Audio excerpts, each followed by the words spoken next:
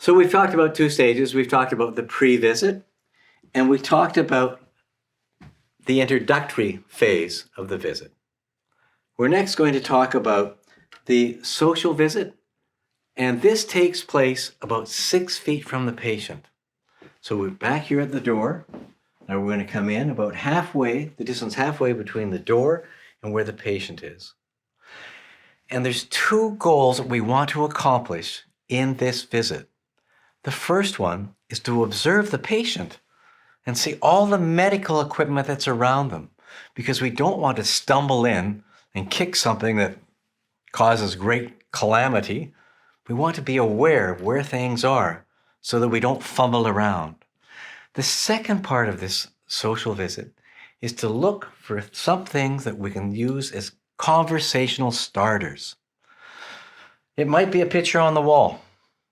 It might be I recall a young bride and her husband. I said, "That's a beautiful picture." She said, "Yeah, I was 18 and he was 21. Had a lovely life together." I see a picture of a child. "Oh, that's my granddaughter." I see a piece of artwork. "That's beautiful." Is that a child's artwork? You can't beat a child's artwork. There's nobody that manufactures get well cards that can do it as well as a child's art. So I'm looking for things. I'm looking on the table. I'm looking for something that I can use as a starter. So now I'm going to move from the social area into the personal area where we're going to have a social visit. So now this is probably the most important part of what you're going to do. So you're going to walk up to the patient's bed. If there's a chair, you say, may I get that chair and sit down? If there's not a chair, you say something along the lines of, "No chair. Do you mind if I go out and find a chair and come back?" Go out, get the chair, come back and sit down. Now you're going to be sitting about 3 feet from the patient. You can imagine if this was the bed, I'm putting my chair here and we're going to talk. So I want to ask broad questions because I'm going to look for things that we have in common, because the literature says those areas that you have in common help to build a relationship. So what's something we've all done? All went to high school. Where did you go to high school? Saskatchewan. Tell me about that. Anything? No, I just got through. I was in the drama club. I played football. Whatever it is, you both have some experiences from high school that you can use.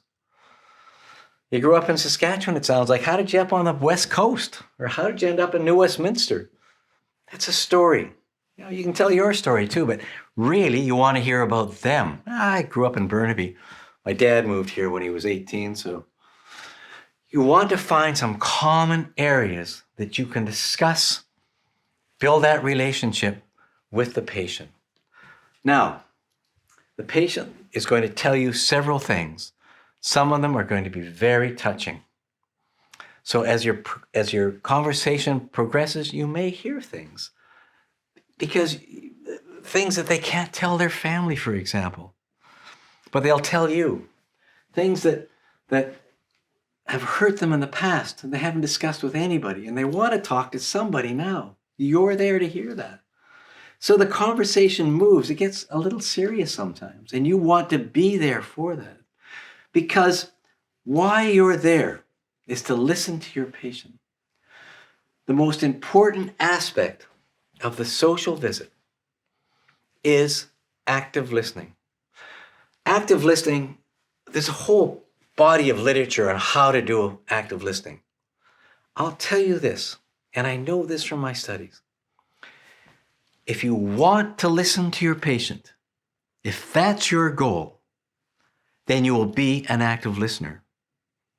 You don't have to say, "Oh, it says in the literature, good eye contact." If you are determined to be a good listener, you'll have proper eye contact. You'll have proper body language. You'll be leaning in. You'll be listening. These things are natural if you made up your mind, I'm going to listen to the patient. That's the goal. This is the epitome of a good hospice visit. Listen to the patient. Don't need to draw them out.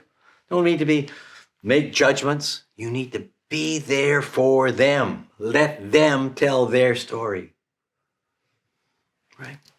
So you do that, forget the literature, they're going to write about you, but good eye contact, good body positioning, good verbal attempts.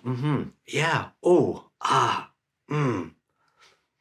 Good verbal attempts, good nonverbal attempts, nodding head. Ooh. You do that when you're listening to your patient, and they will engage with you more and more. So what you have to do in this session, build a relationship and allow them to tell their story. And they will.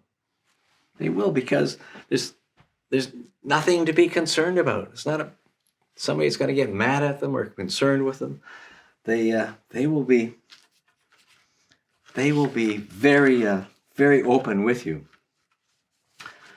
You may see some things in this session that you need to pay attention to. And those are the soft things. Being there for your patient is the ultimate. And I'll tell you, here's an example. There's a box of Kleenex right here. Patient could easily reach it. And maybe they're sharing with you something that brings tears to their eyes, and maybe to your eyes. You're there for your patient. They could reach and take that box of tissue and wipe their tears. But if you push that box of tissue towards them, you're saying, I don't like you crying.